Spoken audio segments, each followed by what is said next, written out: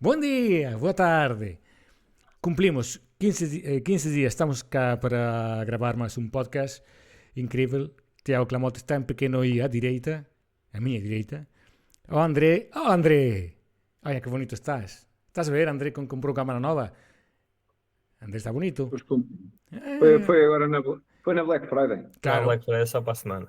e foi a tentar Ah, comprar aquelas histórias da Shein que tu pediste e não conseguiu, gastou tudo na câmara. Ah, ele vai ver umas fitas cardíacas para mim. Também? A Cospo tem algo boas. Cospo foi parceiro da Mountain Quest, mas não sei como vamos estar este ano. Tenho que voltar a andar. Estou a ver que todo mundo agora conhece a Cospo e todo mundo tem parceiras com a Cospo, menos eu. E são as cenas loucas da Mountain Quest. Se calhar não tinha que dizer isto agora aqui online, mas está bem, está feito. Como estamos? Estamos bem? Antes de começar a entrar em matéria, vamos ser rápidos porque o Clamote tem que trabalhar, coisa estranha. Tu trabalhas todos os dias? Não, até agora uma altura tive férias do trabalho, mas estive a estudar.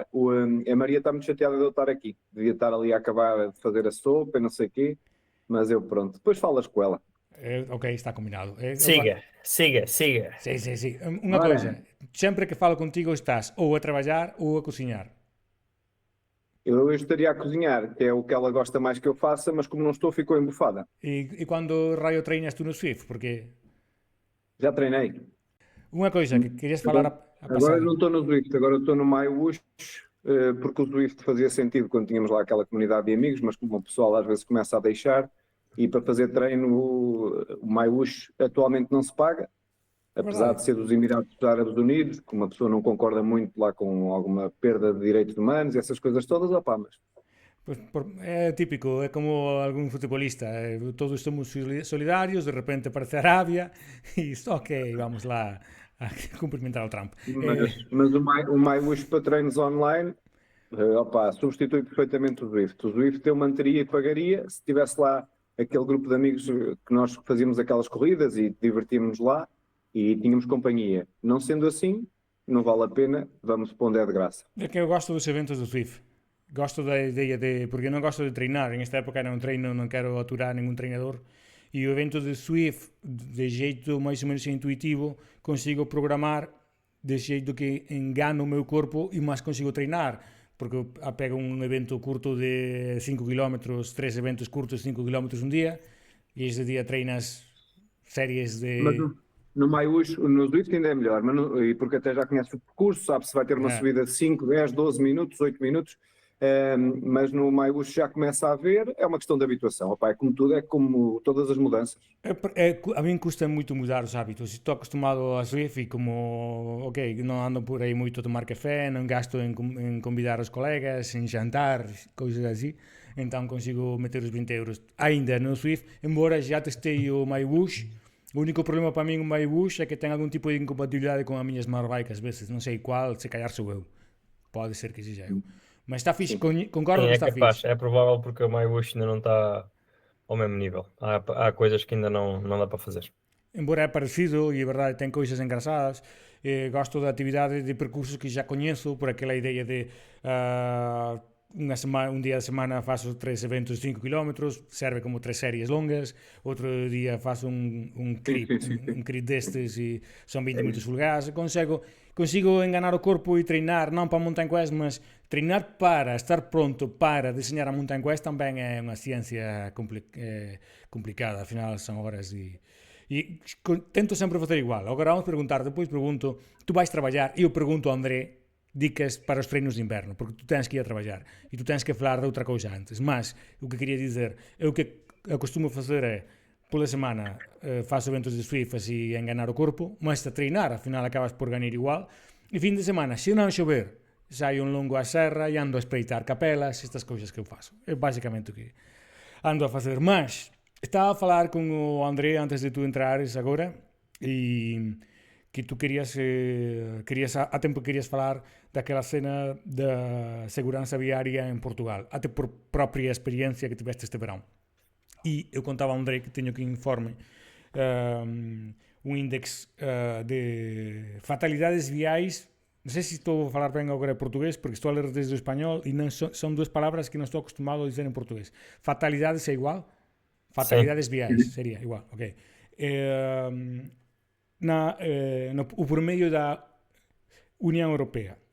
O melhor país para pedalar em Europa é a Suécia, tem 22 fatalidades por cada milhão de habitantes. O pior é a Bulgária, com 82 fatalidades por cada milhão de habitantes. A pergunta é, onde está Portugal? Tem piada, porque eu como espanhol, embora residente em Portugal, do que sempre falamos, sei que André não admite que eu diga sentindo-me português, nunca concorda nisso, mas como cidadão português, conheço duas realidades. Os espanhóis sempre reclamamos que em Espanha a coisa está mal, muito mal, e que somos atropelados sem qualquer problema, que só quando vê a estatística, Espanha ainda está bastante bem, está quase entre os melhores países da União Europeia, com 36 fatalidades por milhão de habitantes. Portugal está atualmente com 61 fatalidades por milhão de habitantes. Só à frente de Portugal está Grécia, com 60, Croácia, 71, Letónia, 76 pessoas, Rumania, 81, Bulgária, 82 fatalidades, pessoas, vamos dizer pessoas, acidentes, mortos por cada milhão de habitantes. O que não sei, eu tenho as minhas próprias ideias, totalmente sei que se expresso, prefiro antes ouvir a Clamoto que ele acha, de por que Portugal é tão perigoso para andar de bike na estrada. Por que tu achas que é? Eu acho que não será só Portugal, mas acho que isto é uma evolução negativa que estamos a ter nestes tempos. Acho que tem a ver com o ritmo de vida, com o stress, com o cansaço. Tem a ver também com a cultura das pessoas e com um bocadinho de calma. É assim, não falando só de bicicletas, nós acho que temos aquela sensação quando estamos a passar na estrada e nos aparece alguém mais lento, seja uma moto, seja um carro, uma pessoa tenta logo passar, não tem aquela tendência de abrandar, travar, deixar o veículo que vai à frente andar, seja um carro, seja uma motorizada, seja agora uma trotinete, que são, essas sim, ainda agora acho que ainda vão ser piores que os ciclistas, porque não têm conhecimento nenhum das regras de trânsito, a maioria deles. Nem capacete utilizam, nem capacete, nem luzes.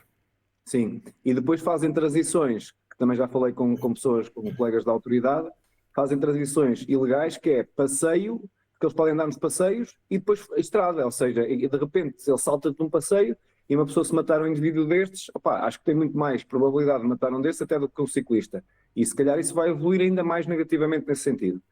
Agora é uma questão de cultura, acho eu, e de evitar um bocadinho o stress na condução e aquela raiva que muitas vezes vemos em alguns condutores. Se nós tivermos um pouco de calma, porque eu próprio, se calhar já muitas vezes passei mais perto do que queria de um ciclista, ou se calhar estou mais esperto para isso, mas se calhar já tive comportamentos menos adequados perante um ciclista, porque sem querer. E eu acho que o mal às vezes é um bocado isso, uma pessoa está completamente apagada, não vê bem, está distraído com outra coisa qualquer, e se calhar tem a ver um bocadinho com isso. Eu quero crer que ninguém faz isso por mal. Eu agora acabei por ter um acidente relativamente grave, felizmente não fiquei muito mal, mas o senhor, quando saiu da carrinha, era numa reta, ele ia distraído, confessou que ia distraído, que olhar para o GPS, era um senhor que entrega encomendas, de uma empresa que entrega encomendas, e ele, numa reta, sem nenhum carro de frente, ou seja, ele podia-me ultrapassar perfeitamente, passar para o outro lado da via, que é outra coisa que eu acho mal, não sei porque é que as pessoas, quando têm espaço para nos ultrapassar, e isso é que me parece muito mal, eles não se afastam, parece que lhes custa desviarem-se para o lado esquerdo. Neste caso é específico foi o que aconteceu, mas ele disse que não viu, e levou-me na frente, pronto, disse que não me viu, que ia distraído, e eu acho que também a cena do telemóvel, e acho que todos nós temos que assumir a nossa cota de culpa, de responsabilidade, e também nos distrai muito, seja só o facto de ouvirmos o som, seja o facto de sabermos que ele está ali, às vezes cai uma mensagem e nós dificilmente pomos o telemóvel em silêncio quando vamos a conduzir, e temos que assumir a nossa culpa, e se calhar é esses comportamentos que temos que mudar, porque um dia podemos matar o ente querido de alguém, ou então pode morrer um ente querido nosso, e se calhar só aí é que vamos pensar durante uns tempos e vamos andar meio abananados.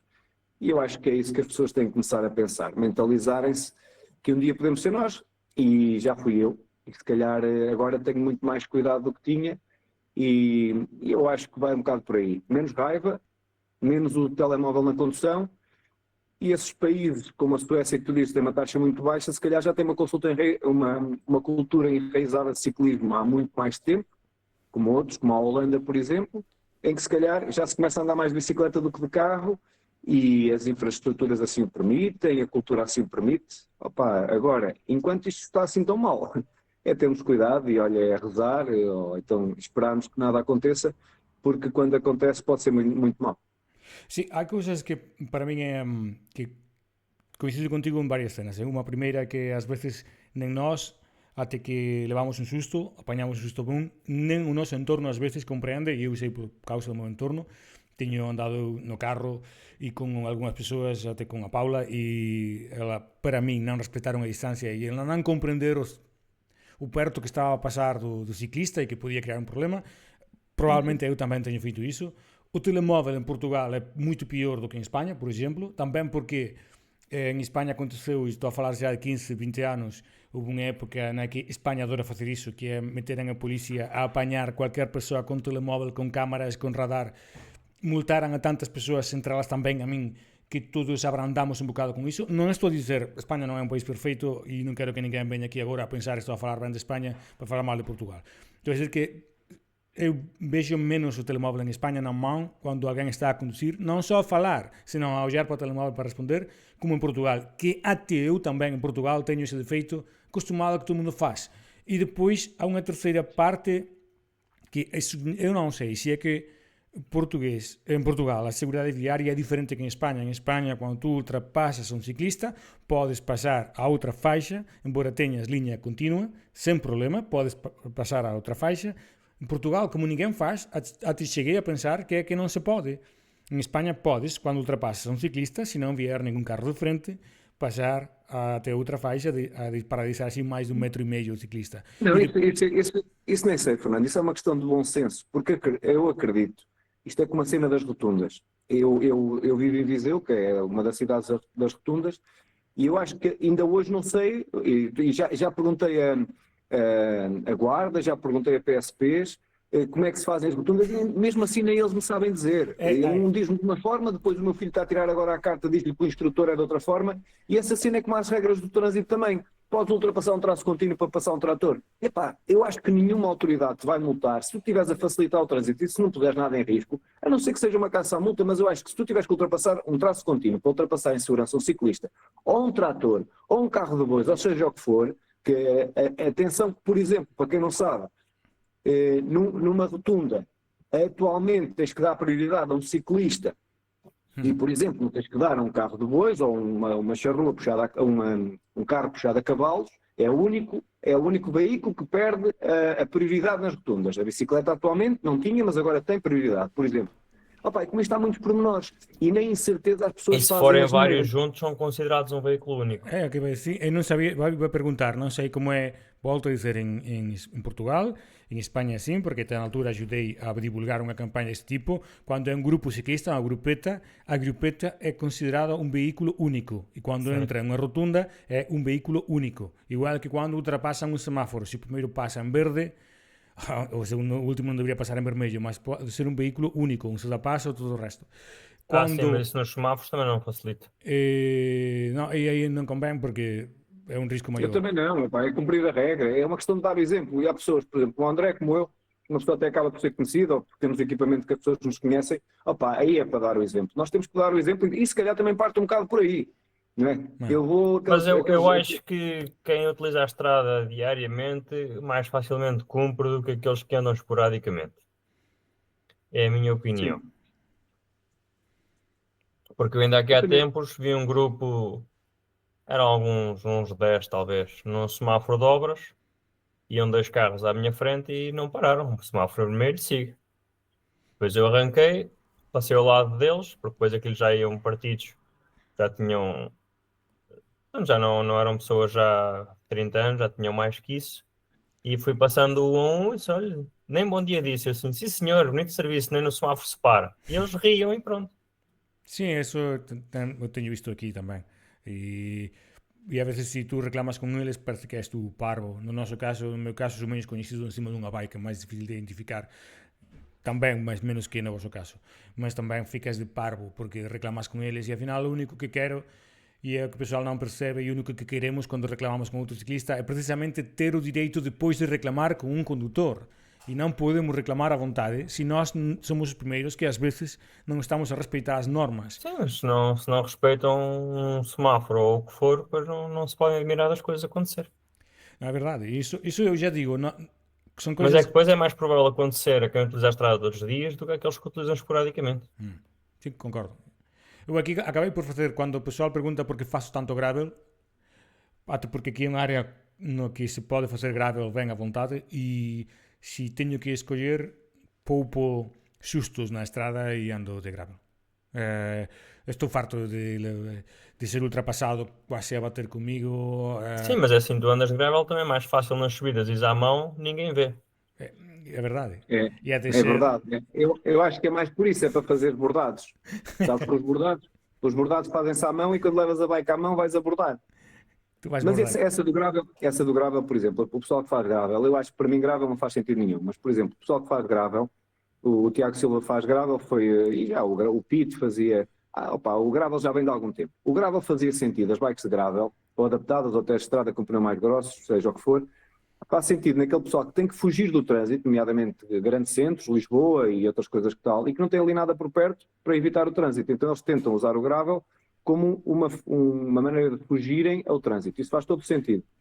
Mas também te dou o meu caso. O meu acidente foi numa estrada secundária, sem trânsito nenhum, numa hora que havia pouco trânsito e as coisas acontecem. Agora sim, o gravel pode ser uma alternativa e eu também, todos os meus treinos, se puder ir para um sítio com menos trânsito, é para onde eu vou. Certeza absoluta. No, e depois as estradas secundarias há un risco tamén, porque aquí en Vila Real moito simples, non há moito tránsito, isto non é o Porto, e há unha estrada que vai dar Vila Real a Vila Pouca, que a verdade é que cando estás a chegar a Vila Pouca non ten tanto tránsito, já apañei 2 sustos grandes lá e há bocado, ao mes, alguén faleceu en el bike tamén esa parte da estrada. Portanto, e un dos meus piores sustos aquí en esta área, por exemplo, varios, foi en Breia de Jales, que é unha parte que quase ninguén coñece, a parte alta de Vila Real, que é unha estrada super fixe, que parece que estás nos Alpes, unha descida, e lá pasou por mí un carro tamén destas das encomendas, que o pior para min aquele día foi que eu quase vou contra un piñeiro, e que acho que ele non se percebeu. Foi O Pinheiro não se percebeu. O Pinheiro não, claro. o carro que me mandou contra Pinheiro, acho que não se percebeu, que se eu não saio da sua frente, mata-me. E ele continuou e eu pensei, não me viu? Eu devia estar no telemóvel, porque nem abrandou, nem moveu nada. Obviamente Mas ele agora, não está... agora vou usar as palavras do Filipe, não é? O senhor também quis juntar-te à família, tu és um cepo, quis-te pôr ao pé de Pinheiro. Percebeste a piada? Sim, concordo. Sim, Olha, mas espera aí que eu estou quase a ir-me embora.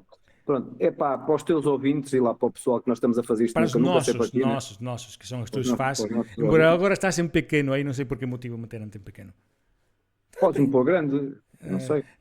Põe-me vou tentar pôr grande, a ver. Já estou grande? Já estou grande? Agora estás mais pequeno aí, en ese canto. Pá, não sei. Não sei porquê está... Não gosto de ti este sistema. Temos que mudar o sistema para que tu sejas grande. Isso tem a ver com o formato que ele tem, que está com o telefone. Provavelmente. Sim, eu estou com o telefone. Alguma coisa a fazer? Querem que eu faça? Que tente fazer? Faz um bolo. Um bolo. Vamos, antes de nada, famoso bolo de beterraba, fica aqui. Eu nunca provei a porra do bolo de beterraba. Mete lá ele como estava antes, vá. Ele assim está muito pequenino. Bolo de beterraba. Espera aí, e assim? Estás igual, sempre. Não te chateias. Ou se metes o telefone horizontal. Eu estou bonito porque tenho aqui a minha lareira posta. Assim? E agora quando o pessoal vai cair da... Tens que virar a imagem também. O telefone não está a rodar automático. Prova a meter-te tu de cabeça para baixo com a fazer o pino. Não sei que merda que é esta. A culpa da André. Comprou a câmara e quer estar aí no centro a apanhar tudo. Agora quero monopolizar isto. Epá, vocês têm aqui um pin a fixar, se calhar é disso. Não tem nada a ver. Tem nada a ver, não interessa. Estão-me a ouvir bem, então? Estamos. Estava a dizer o quê? Estava a dizer, estávamos aqui a falar de zonas com pouco trânsito e também falámos aqui do facto de eu ter tido um acidente. E já não há muito tempo a falar sobre isto e vou tentar abreviar, porque está quase na hora depois de eu me ir embora. E depois logo se vê para onde é que estudar. É fundamental que qualquer ciclista, se puder, se muna de meios que consigam evidenciar que teve o acidente, a cena do alarme, do Garmin ou de outro o aparelho, a cena da luz de trás, seja do Garmin, seja da Cuspo, seja de outra qualquer. Porquê? Bondrager tem a falar aquela que é muito boa, que uma vez fui Pronto. parado pela polícia em Espanha e pensei que me iam a multar por qualquer coisa, a sério, para uma polícia municipal, nacional espanhola, a Guardia Civil, que são perigosos de trânsito, quando te param por mal, pararam-me e pensei, fogo, que fui fazer agora? E era porque gostaram tanto da luz da Bondrager, neste caso, e perguntavam qual é para aconselhar. Porque estávamos desde muito longe a ver uma bike. Fiz, pois. Por isso digo, lembrei-me sempre disso. Desculpa, podes continuar. Pronto.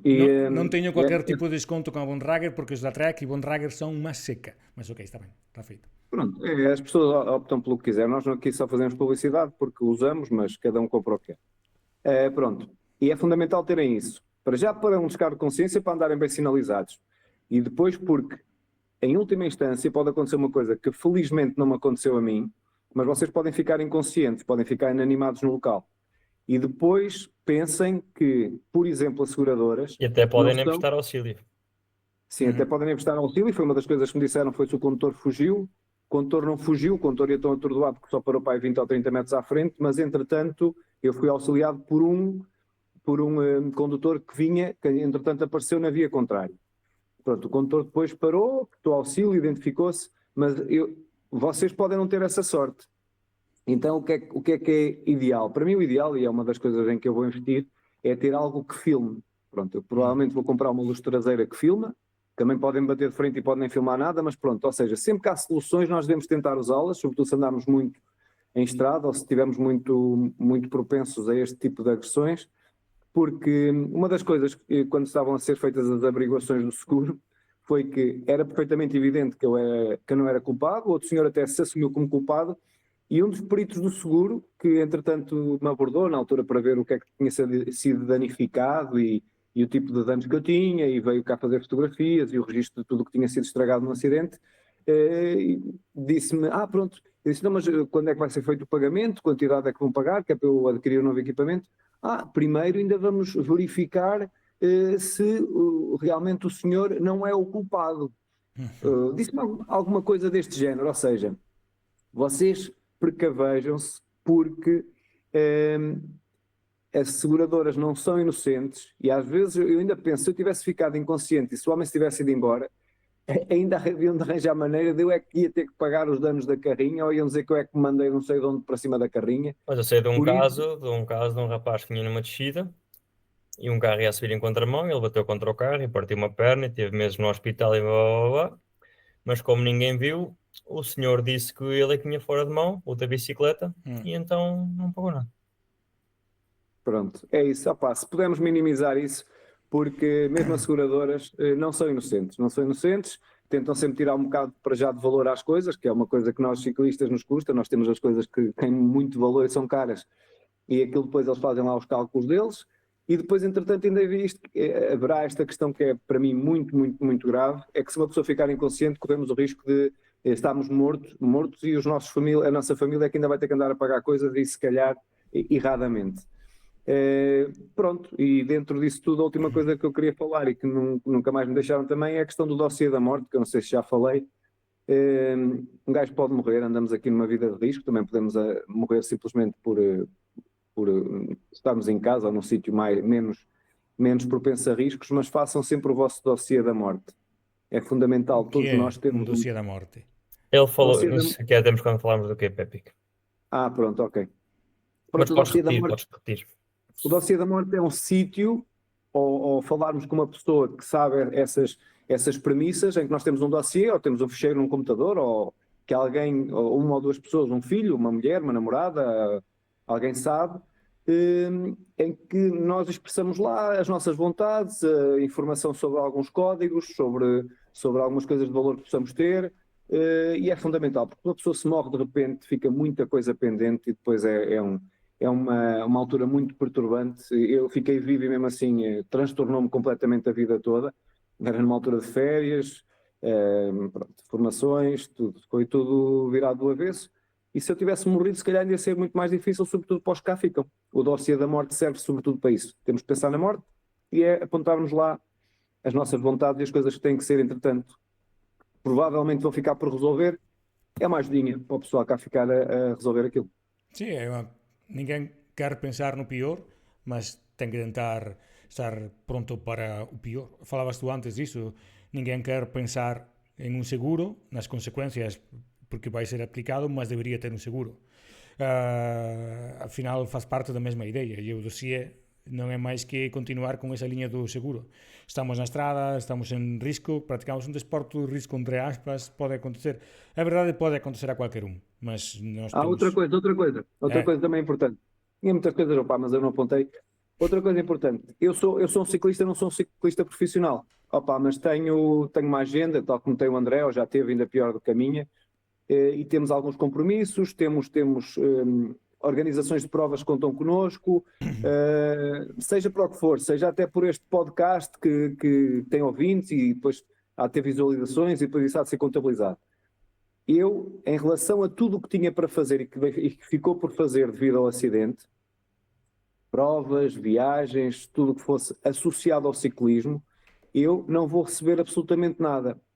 Porquê? Porque tudo é um potencial, é um hipotético, é um dano que será incluído Sim. lá num dano qualquer pessoal, mas o que eu aconselho, sempre que possível, ou com a associação da qual vocês são atletas, ou com o município, ou seja, com o que for, é fazerem um contrato. E nesse contrato, pelo menos, até podem não vos pagar nada, mas está lá estabelecido o valor. Imaginem que o Tiago, eu não recebo nada, mas imaginem, Clamote, cada pódio que faz, recebe 200 ou 300 euros, ou seja, tentarem pôr em valor, e depois aquilo todos os anos, ou seja, fica só registado em contrato ou qualquer coisa com validade legal, ou por exemplo o atleta durante o ano, por ano dá-nos um retorno em publicidade ou um retorno no valor de 5.000 euros. Sim. Pronto, que é para isso ser mensurado, por eu ter estado 1 ou 2 meses parado, para ele ser ressarcido nesse valor. Ou seja, eu agora não fui a 3 ou 4 provas, fiquei prejudicado nos meus treinos e na minha performance e tudo isso, e em relação a isso não vou receber nada. Ou seja, isto é mais um conselho, uma dica que eu posso dar para quem quiser pensar nessas coisas, e que essas coisas também devem ser pensadas. Eu provavelmente com o Vasconha tenho que estabelecer isso agora em termos de contrato, um valor hipotético, uma coisa qualquer, não quero que me paguem nada, mas no sentido de se eu tiver um acidente, esse valor vai ter que ser ressarcido, nem que seja ao meu clube. Pronto. Concordo, sim. Afinal, acho que no caso do André pode perder também, ainda atualmente, muitas coisas que vão além do custo material, não é? Da bike, muitas atividades, muitas histórias que podemos vir a fazer. No meu caso, por exemplo, tenho que ter seguro, obviamente, porque ando muito tempo na serra e não a competir e estou a trabalhar para eventos, e ser atropelado por um carro, para mim, por exemplo, em época X, pode estragar muito mais do que a minha saúde. Estraga muito trabalho no que eu estou ligado como organizador, como colaborador, há muitas coisas que posso fazer no computador. Falavas antes, mas não todas, falavas antes da cámara. A cámara GoPro, por exemplo, tem um formato, obviamente se ficas inconsciente não serve, mas que não tem que estar ligado o tempo todo. Aquela fórmula, falo 5 línguas, todas mal. Acho que se chama Hindsight, que é um dos modos da cámara, no que tu, se acontecer alguma coisa, ativas a cámara, passa a registrar os 30 segundos anteriores a tu ter ativado a cámara. Portanto, está sempre a registrar de jeito constante. Isso é que tem os polícias americanos, por exemplo, no corpo, a famosa bodycam. A cámara está sempre a registrar, por lo tanto leva muita bateria, o pessoal fica depois, estou a ficar sem bateria, não sei porquê, e é porque o Hindsight está constantemente a filmar, embora só filma e registra quando tu ativas a cámara. Portanto, se és ultrapassado de um jeito perigoso, tens um acidente, só tens que ativar a cámara e todos os segundos prévios a ser ativada fican registrados na memoria da Cámara e, portanto, ten valor. Sei porque na Galiza unha fundación está a procurar ou procurou financiamento para tipos de cámara con esa actividade precisamente para ciclistas e promover así unha maior seguranza dos ciclistas na estrada. Non sei se en Portugal algunha fundación está a facer iso, mas ten a posibilidade de levar sempre unha GoPro, non ten que ser da XPTO, mas na bike para registrar este tipo de historias. GoPro seguro, é sempre un seguro, já non só a licenza da federación, senón un seguro persoal, a persoa que non quer ter licenza da federación, okay? Mas un seguro sempre por aquilo que estamos a falar. E outro si é, embora é un paso complicado, porque sempre é complicado sentarte a facer iso, a pensar que pode acontecer o pior, é responsável. Sí. É extraño e é duro de asumir, mas só por todas as veces que me fodeste a cabeza con iso teño que facer. Sim. E o seguro da Federação, por exemplo, neste momento já foi ressarcido algum valor do seguro do outro senhor, do culpado, mas a Federação também já meteu as despesas que tinha médicas, dizem que tem que mandar os papéis físicos, eu não vou mandar os papéis físicos enquanto não tiver resolvido o caso, que eu tenho que ir a uma nova consulta de reavaliação em janeiro, e da Federação ainda não pagaram nadinha, só para terem noção. E Não, o acidente foi em junho. No meu caso particular, eu caí em Itália. Mas fizeste a participação à Federação? Fiz a participação à Federação, ele é culpado, paga os danos, e eu, entretanto, as despesas médicas posso ser ressarcido também do seguro da Federação. Entretanto, houve aqui trocas de e-mails, querem que eu mande o papel, as despesas em papel, eu mandei tudo digitalizado, e hei de mandar em papel, daqui a uns tempos, aquilo acho que fecha passado 6 meses, ou tem uma validade de 6 meses, hei de mandar depois de resolver com a outra seguradora, não é? Não vou dar os originais lá para eles para mandar por correio, coisa que eu hoje em dia nem sequer percebo porque é que pedem, é tudo para empatar, para empatar, é para isto cair no esquecimento, basicamente. Sí. Essas as tentativas destes artistas. As persoas deberían coñecer ben o seguro que contratan tanto da Federación como un particular, deberían coñecer ben se van contratar con un particular, seja con un agente que teñan confianza, porque depois acontecen cousas no pior momento. No meu caso particular, fui cair en Italia e, por utilizar unha frase que sempre digo para outras persoas, tamén para min partí os cornos, e todo o partido andei a procurar para voltar a España. En teoría, o meu seguro cubría aquela parte, e só en aquele momento a base deu desde o hospital ter que andar a ligar persoas. Pois consegui que en aquela altura ainda non me daba tan ben con Clamote, chega a ser agora sería o Tiago que faría todo iso por min, mas consegui falar con o seguro e acontecía que para me levar de Italia e pagar os custos de Italia a España había unha cláusula non sei se en portugués, que dicía que era só en caso de que eu ficara completamente impedido, e como ainda estaba consciente tiña que ser por miña conta, e isto que quase non consigo andar, teño que levar malas e tudo, e só era un caso de que fose un avión medicalizado, decían. O sea, pagan o pior e non me pagan un máis leve, que é, estou partí a clavícula, teño un brazo, cotovelo. Non, en aquel caso non. E fui descobrir por non ver as condicións do seguro naquele día, e teve que eu pagar as miñas coisas, arranxar a miña vida e pasar un mau bocado, e comprender en ese proceso que máis persoas tiñan pasado pola mesma historia, por achar que en geral, está tudo ben, se tes un accidente en Portugal ou en España ou en Italia, onde for, tu voltas a casa sen problema. Non é tan así, e é bon tamén coñecer cada pormenor do seguro que contratas e compreender que en moitos casos é un proceso longo a te recuperar os euros que tens perdido na bike ou nos equipamentos que tamén contan, todo o resto é todo un proceso e que moitas veces van tentar empatar, sí, eso é sempre igual. Sí. Que achas, André?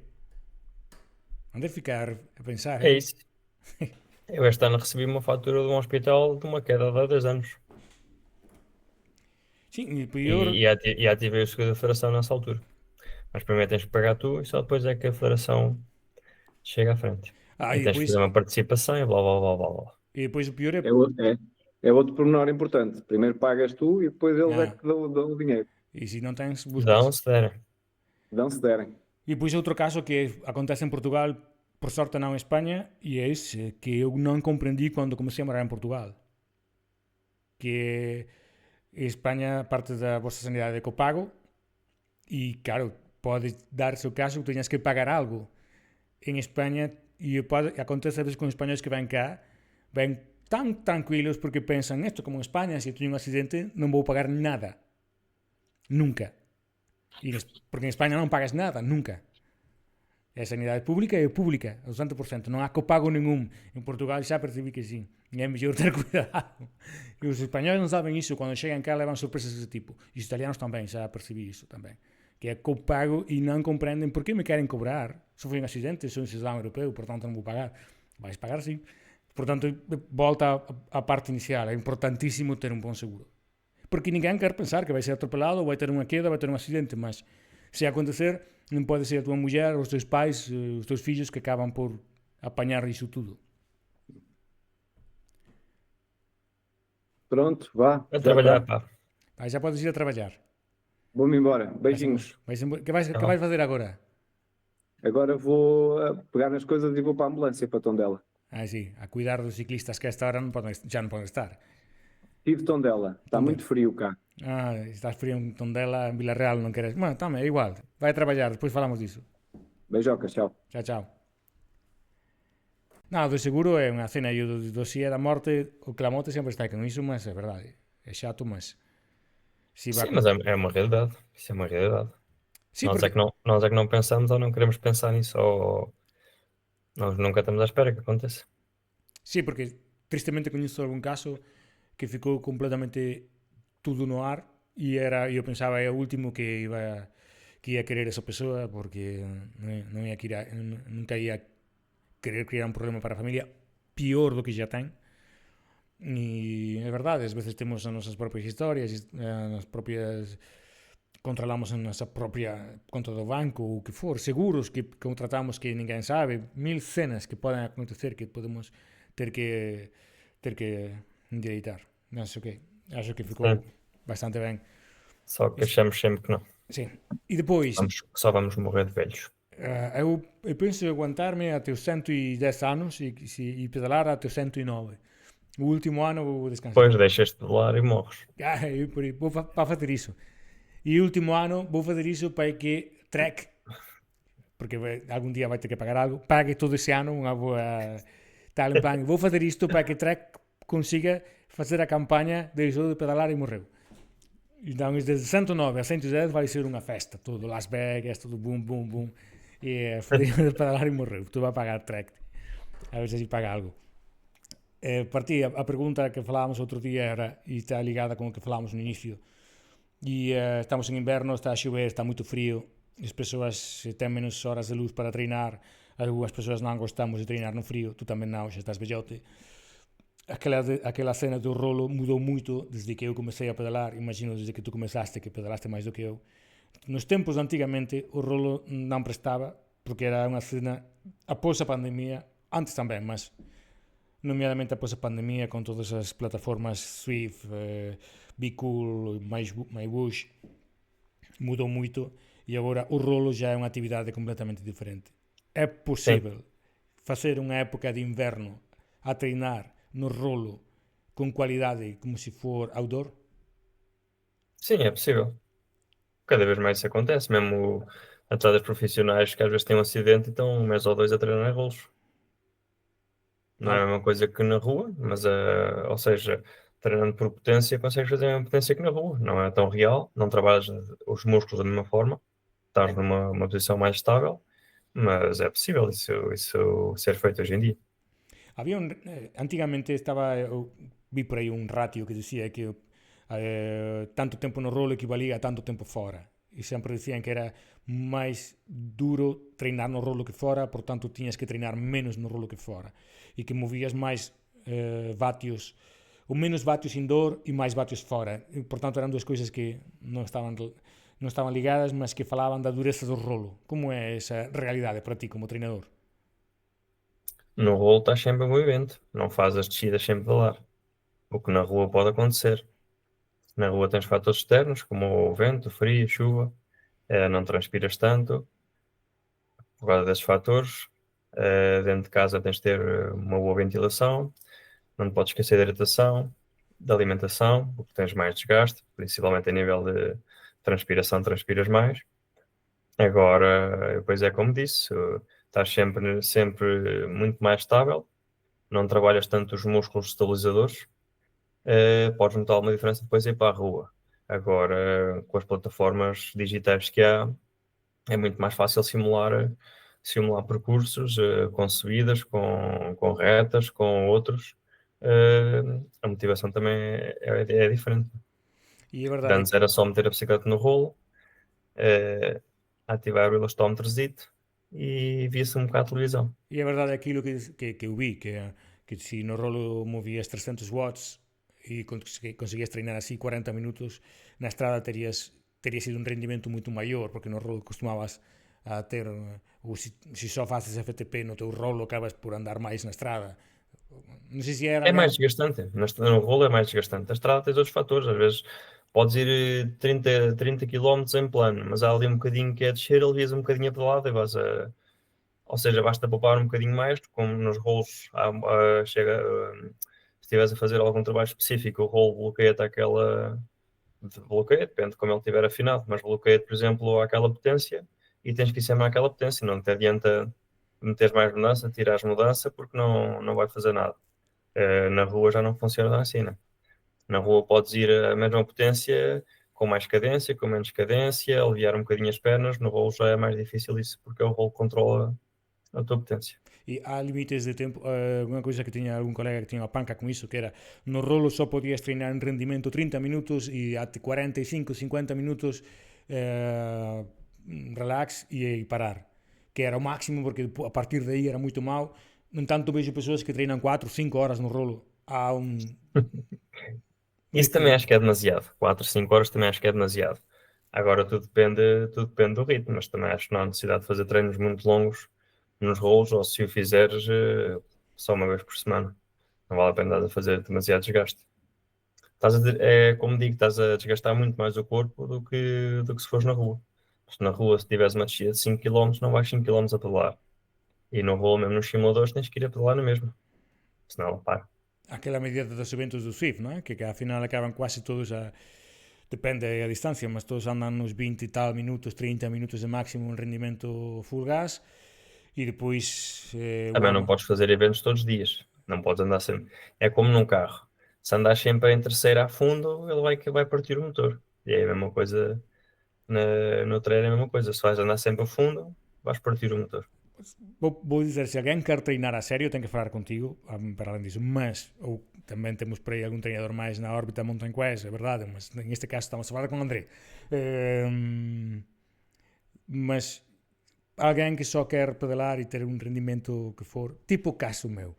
Aquela idea que falaba antes de, ás veces treino, faço 2, 3 eventos por semana e o resto do tempo ando zona 2, non de Pogacar, a miña zona 2. Quantos eventos de Swift podes facer por semana sin que iso estrague nada? Depende, se tiveres um plano de treino, se cumprires o que está no plano, podes fazer os eventos que quiseres sem te preocupares com a classificação.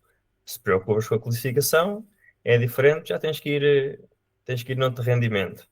Agora também vai depender do número de vezes que pedalas por semana. Se pedalares 5 vezes por semana, podes pôr, por exemplo, dia sim, dia não, podes pôr um eventozinho, não muito longo. Agora, se pedalares só 3 vezes por semana e um fim de semana, não vais pôr 3 eventos na semana, porque senão nunca vais conseguir recuperar. Já sei quem tem feito isso. Agora, lá está, tudo depende de pessoa para pessoa. Agora, uma coisa que já não pode existir está frio, não vou, está chuva, não vou. Pois agora existem as plataformas, existem os rolos, cada vez as coisas estão mais facilitadas. Não há tanta desculpa de estar uma semana de mau tempo, não treino uma semana. E quantos días a semana hai que treinar? Há pessoal que treina 3 días, pessoal que treina 4, pessoal que treina 5, 6, 7, 21 días consecutivos tamén vi. Eu já teño feito iso tamén. Qual é o objetivo legítimo que tú digas, este está a treinar a serio? O mellor o pior, polo menos está a cumprir un calendario. Treinar a sério, tudo depende da disponibilidade de cada um. Tu podes treinar a sério com a disponibilidade que tu tens. Tu só tens 3 dias por semana e um fim de semana, estás a treinar a sério na tua disponibilidade. Se há um que tem 7 dias e só treina 3, não vai achar que está a treinar a sério, porque podia ter treinado 7 e só treinou 3. Acho que isso vai sempre de pessoa para pessoa. Se tu só tens 3 dias durante a semana e um fim de semana, esse é o teu limite. É por aí que tens que treinar. Não vale a pena pensar em treinar 7 se não consegues ter disponibilidade para isso. Temos un pato bravo, imagínate, que está a pensar a liña Mountain Quest, entendendo por pato bravo alguén que ten pedalado alguna vez, vai a algún paseo, mas é rijo, mas nunca se treinou. E agora ten que treinar. estamos em boa época para começar. Quantos Sim. dias a semana deveria treinar e qual deveria ser o seu processo? Em grandes linhas, sem entrar em pormenores, quer entrar em pormenor, que fale com o treinador, mas o que teria que fazer? Na minha opinião, mínimo 4. 3 durante a semana e um ao fim de semana. Podem ser 3 no rolo durante a semana, que é mais fácil de conciliar, e ao fim de semana ir para a rua e aproveitar para fazer volume, horas, 3, 4, 5.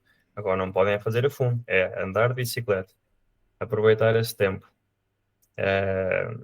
Acho que é o mínimo para ir ao Mountain Quest com uma expectativa de acabar.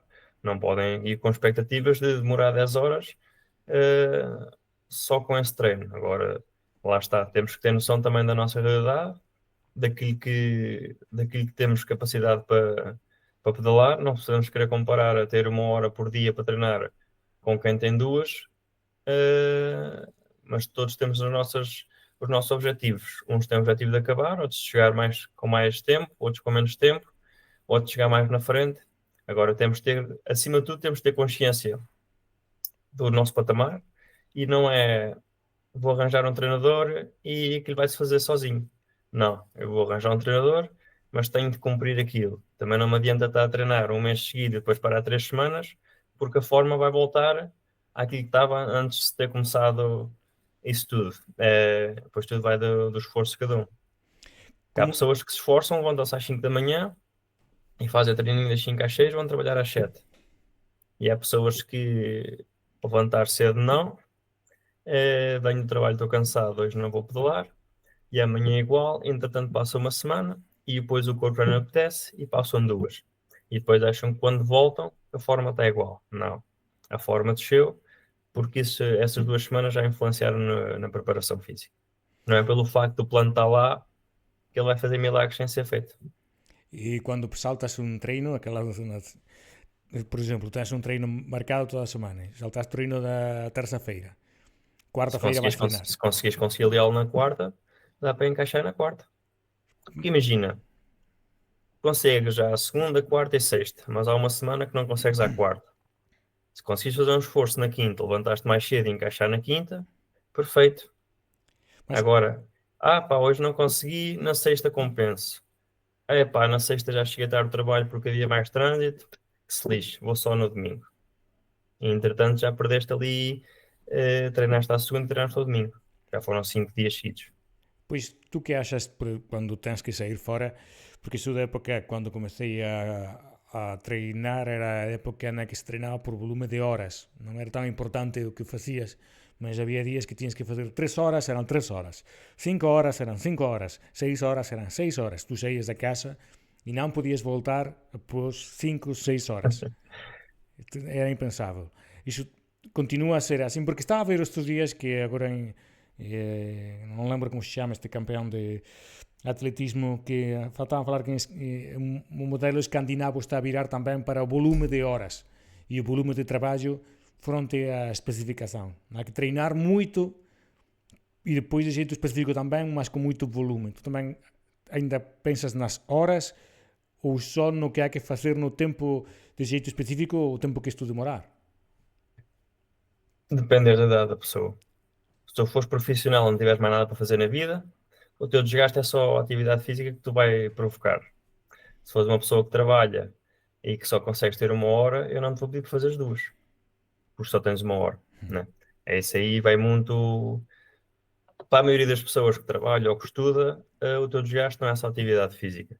Tens o desgaste de trabalho, tens o desgaste familiar, ou seja, a atividade física tem que se encaixar no teu dia e não ao contrário. Só tens 1 hora, não vale a pena de pensar, podes fazer 2. Se não tens esse tempo, não vale a pena estás a prejudicar a tua vida para conseguires encaixar isso. Agora, se fores profissional, se conseguires fazer 5 horas por dia, ótimo. Há atletas profissionais que terminam um ano com 35, 40, 50 mil. Tudo vai depender da tua vida. Agora, a maioria das pessoas não consegue encaixar esse volume de treino na vida. E acho que tudo depende disso. Há uma ideia, estava a pensar agora também, estás a falar de diferença de volume de horas, de quilómetros e aquela cena, no caso de não profissionais, amadores, de objetivos por idades. Ás veces vexo como atleta tamén, como produtor, organizador tamén, objetivos ilóxicos en faixas etarias que non se corresponden con o carga de traballo e de estrés físico que están a levar. Há unha lógica en iso tamén, é verdade, porque tamén é certo que últimamente todo o mundo parece que quer, eu acredito mesmo nisto e a idade é só un número, eu vou conseguir. Non há certa lógica tamén no rendimento que deberíamos aceitar, que non é mau, non é mau. Un pode ter un rendimento espectacular aos 50 anos, mas adaptado á exigencia física que debería darlle ao seu corpo para ter unha saúde máis longa. Sim, agora isso também depende do passado da pessoa. Se for uma pessoa que tenha um passado com atividade física constante, é claro que o corpo está mais preparado para isso do que uma pessoa que tenha começado há pouco tempo. Agora, independentemente da idade onde se começa, não podemos querer começar e daqui a 10 anos estar no topo. Acho que as coisas levam o seu tempo, o corpo leva a sua adaptação. É claro que há pessoas que podem começar aos 40 e ainda vir a ter prestações muito satisfatórias. Agora, isso também vai depender da genética e também do passado que a pessoa tem. Eu conheço pessoas que fumaram a vida toda, começaram a pedalar já tarde e com os anos foram sendo consistentes e foram ganhando forma e foram evoluindo. Agora, não são coisas que aconteçam, hoje vou começar a andar de bicicleta e daqui a um ano estou-me a comparar com o Pogacar. Niso que teño visto de tudo nesta época como organizador teño ouvido cada coisa e fico preocupado a veces polas persoas. Eu acho que coñezo persoas que acho que están a exagerar e que eles non comprenden até que punto iso pode ser pior para eles como deportistas no futuro, porque pode ficar máis curta a súa vida deportiva como amador, que volto a dizer, eu teño vontade de estar a pedalar 109 anos, por isso teño moito cuidado con o que faço cada vez. Há persoas que pasan moitos limites do que eu entendo que fisiológicamente é posible, porque ten unha afectação nos órgãos do corpo, no coração, nos rins. Sim, as nossas capacidades vão diminuindo. Isso aí não podemos fazer nada. Com a idade vão diminuindo. Agora, depois também uns começam a diminuir mais cedo, outros começam a diminuir mais tarde. É como nos jovens. Uns têm maturação mais cedo, outros têm maturação mais tarde.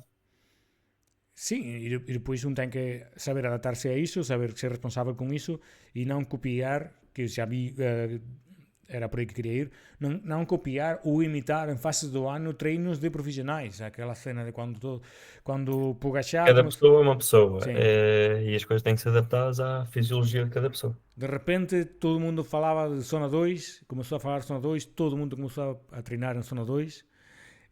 Nos meus tempos falavam a uma altura em Espanha zona 3, todo mundo treinava na zona 3. Depois eu vi que a zona 3 era terrível, treinar sempre na zona 3. Sim, isso vai havendo sempre teorias, isso aí não... Mas isso é em tudo, não é só nos treinos, é na alimentação, é em tudo. Depois, e na alimentação, as pessoas que fazem autênticas asneiras e há quem nunca come nada, há quem come muito, há quem come demais, há quem come pouco e afinal... mais vale pecar a mais do que a menos. Não, e falámos com o Tiago Almeida, aqui o nosso colega, nosso amigo, e falámos que tem que comer o que precisa comer e tem que saber o que come em relação ao que está a fazer como treino. Não é como uma teoria que acabou por encontrar, espreitar no blog de X tipo que influencer. Porque se tu precisas de 100 gramas de hidratos por hora, não vais estar a guiar para uma pessoa que só precisa de 60. Sim. Por acaso ainda aqui temos uma análise boa sobre isso, sobre 5 triatletas diferentes. E o que eles tomavam era todos diferentes e as alturas eram todas diferentes. Ou seja, quando saem do segmento de natação, durante a bicicleta, durante a corrida, a análise de 5 profissionais de distâncias longas e todos faziam de forma diferente. Sim, no caso, por exemplo, no que falamos sempre de Mountain Quest, eu que já compreendo e acompanho algum destes cromos que andam bem, a realidades completamente diferentes em rendimentos muito parecidos, mas porque o seu organismo reage de jeito completamente diferente e está treinado de jeito diferente. O Clamote, todos sabemos só leva géis. Só leva géis. E muitos géis. O Brandão provavelmente passa as 2 primeiras horas de Mountain Quest sem ingerir nada. Está acostumado a isso.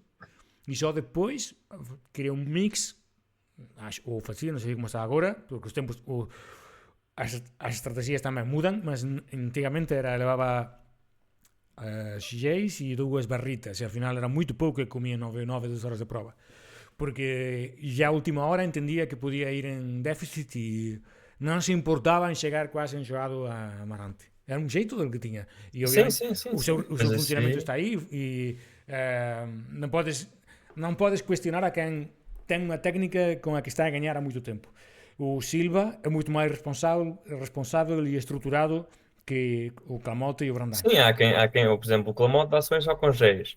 Há quem pode ter os hidratos suficientes nos géis, mas tem que trincar alguma coisa, tem que Ah, sentir alguma coisa mastigável para se sentir bem. Pois isto depende de pessoa para pessoa. Agora, isso também tem que ser treinado, não é passar o ano todo sem tomar nenhuma suplementação e chega ao Mountain Quest e leva uns géis. não, e Pode depois dar mau resultado porque o corpo não está habituado, os intestinos não estão habituados, tu tem que ter habituação. é unha conversa que tivemos já na altura, porque por unha cena que aconteceu e depois a moda de os géis, atualmente da carga dos gramos de géis, de repente eran 90 gramas, e o pessoal que non estaba treinado para facer iso comezou a facer iso nas provas e comezou a ter problemas gástricos nas provas. Ah, Acontece muito. e é porque eu viu que Ou, por exemplo, estás habituado a géis de 20 gramas e de repente vais fazer uma Mountain Quest, sabes que vais precisar de mais e compras géis com sim, mais aporte de hidratos. E o corpo não está habituado àqueles é, e vai reagir. é uma das grandes erros da Mountain Quest, típicos erros da Mountain Quest, e é alterar a nutrição na semana antes da Mountain Quest e pior, na sexta-feira. É o receio de empenares por falta de comida, por ser autonomia. Acredito que é muito pelo receio de Sim, estás a falhar por déficit, então vais pôr um bocadinho mais e acaba por correr mal. é a coisa que mais estraga Mountain Quest a atletas, que é as dúvidas da sexta-feira. Que é, sexta-feira mudam a nutrição, que tinham clara, sabiam que era isso que queriam, o corpo aceita isso porque treinaram com isso, e o prato. Ah, pá, 34 pouco, 32 pouco, sei lá, o André leva um 36, eu vou ter vergonha. Todas essas mudanças de sexta-feira é o que estraga. E mais do pior do que a mecânica, que afinal, ok, terás que caminhar mais, mas é a nutrição. Eu já vi muitas vezes de pessoal comer a mais. Treinado com uma quantidade que afinal não é comer a mais, não é exagerar, é comer aquilo que precisas e tens que parar. O objetivo final é ser finisher, quer mountain quest, quer ser mountain quest ou um triatlo, o que for. Tens Sim, que ou seja, terminar. seja que prova for. Tens que terminar a É prova, não claro que podes alterar. se for uma prova de 40 ou 50 km, podes facilitar mais, porque mesmo que quebras não vais ter tanto tempo em quebra como numa prova de 200 km. E depois, outro erro comum é nos 15 dias prévios a um evento grande, falamos de Mountain Quest porque é o referente do podcast, mas alterar o treino porque acham que treinaram pouco, porque é um momento que o pessoal acha que ainda podia ter treinado mais. Já não Mas vale a pena. é o que eu a perguntar agora, porque acho que com isto conseguimos criar mais ou menos um quadro perfeito, e é até quanto tempo antes temos tempo de treinar bem e que isso tenha um resultado no evento que escolhemos, e quando é já o momento de começar a abrandar, porque o trabalho está feito, não adianta exagerar. Quantas semanas, meses antes estamos feitos? Epá, isso volto a dizer o mesmo. Isso vai depender de pessoa para pessoa. Se estás a ser acompanhado, se não estás a ser acompanhado, a que nível é que estás de desgaste. Se não estiveres a ser acompanhado e estás ali a treinar à doida, entre aspas, e um mês antes já te começas a sentir quebrado, mas estás a chegar ao objetivo e continuas a treinar, estás a fazer pior. Mais vale abrandar um bocadinho e 15 dias antes voltar a aumentar um bocadinho a carga. Mas na semana antes, não. Na semana antes não vale a pena estar a inventar. O que está treinado, está treinado. Sim. Agora, não se deixem andar é arrastar com fadiga, mas como está a chegar ao objetivo, eu preciso de mais horas. E isso vai ter o efeito contrário. Pois a semana prévia de um evento qualquer, falamos de eventos de grande, Sim, qualquer pois evento, lá está, depende do que está, depende da quilometragem do evento e da importância do evento. mas um evento tipo Mountain Quest, 200 km, Sim. 200 e tal, é verdade aquilo de rolar, dormir, comer, Aliás, a questão aí no Mountain Quest não é os quilómetros, é as horas que vais passar lá. e tens que estar mentalmente e fisicamente pronto para isso. 13, 14, 15, 16, 20. 20, já aconteceu Por isso também. não vale a pena estás a inventar na semana antes, porque uma marretada vai. vai fazer bem pior. E esse pessoal que tem medo de engordar a última semana, porque está a treinar menos e tem a fome de quando treinava muito nas semanas prévias, tem algum problema? É que é o pessoal que já vi isso, que não quer comer porque acha que vai engordar a última semana. Porque, Sim, mas é claro, assim, mas se o objetivo é ser finisher, não, mais quilo, menos quilo, acho que não é por aí. Na minha opinião. é como aquela cena da história do Mountain Quest. Se há que escolher entre o Eu báculo e levo, o eu levo quilo, muitas coisas de não se preocuparem tanto com isso. Se o objetivo é ser finisher, não interessa se são 15 horas, são 17.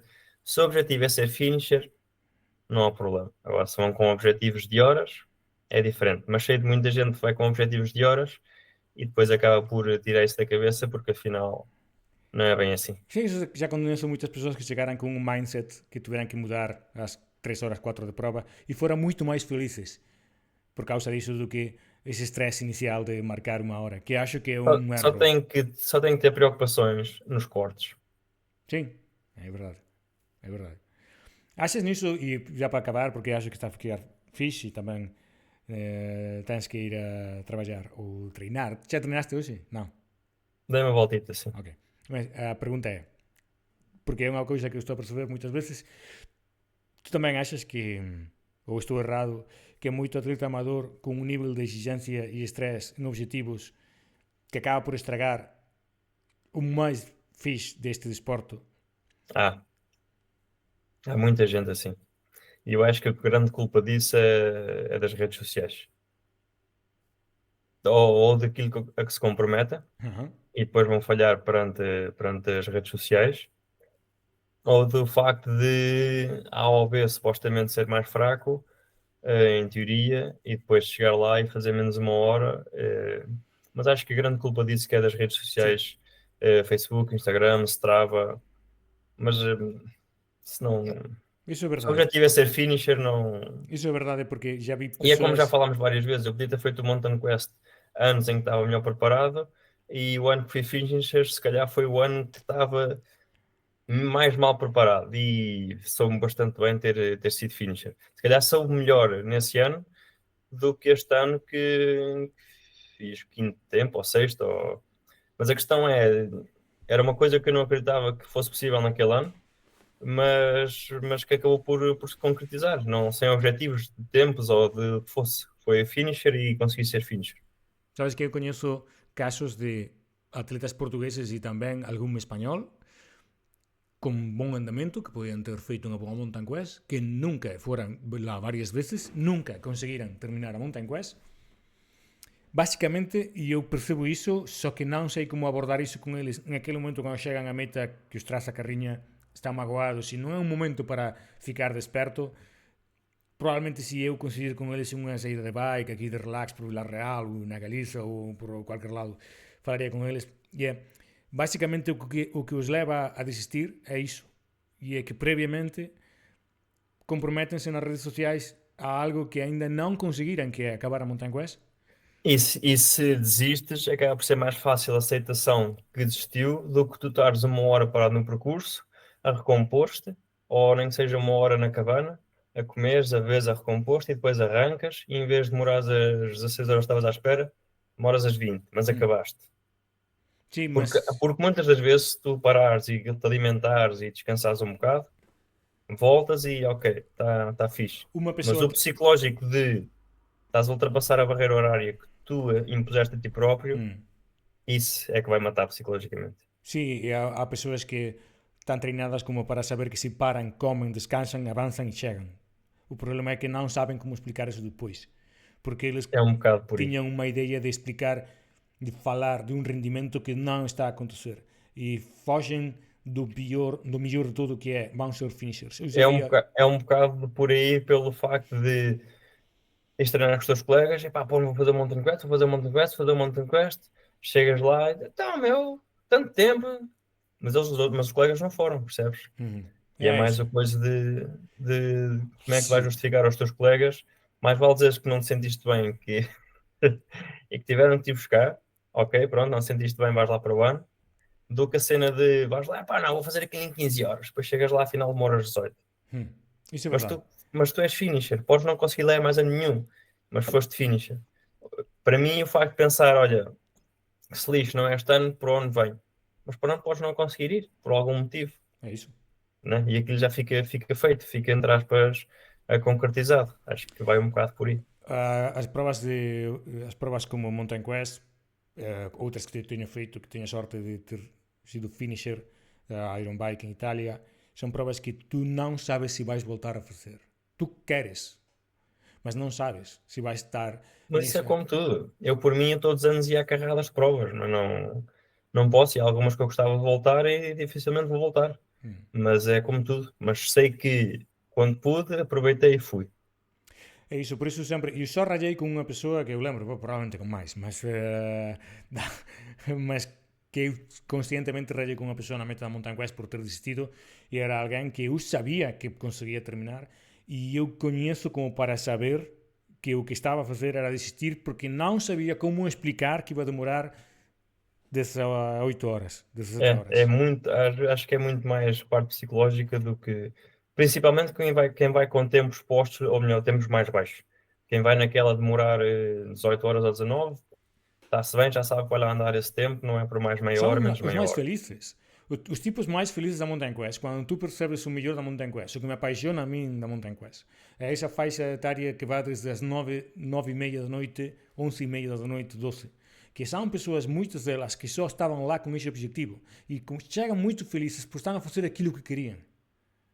Estão a Sim, sim, chegar sim, na hora sim. que queriam e estão felizes. E essa É, felicidade é a passa para ti. realização do objetivo que levavas. Acho que Ah, é muito por aí. por isso, Mas quando. acho que as pessoas hoje em dia não desfrutam tanto dos eventos como se fazia há uns anos atrás.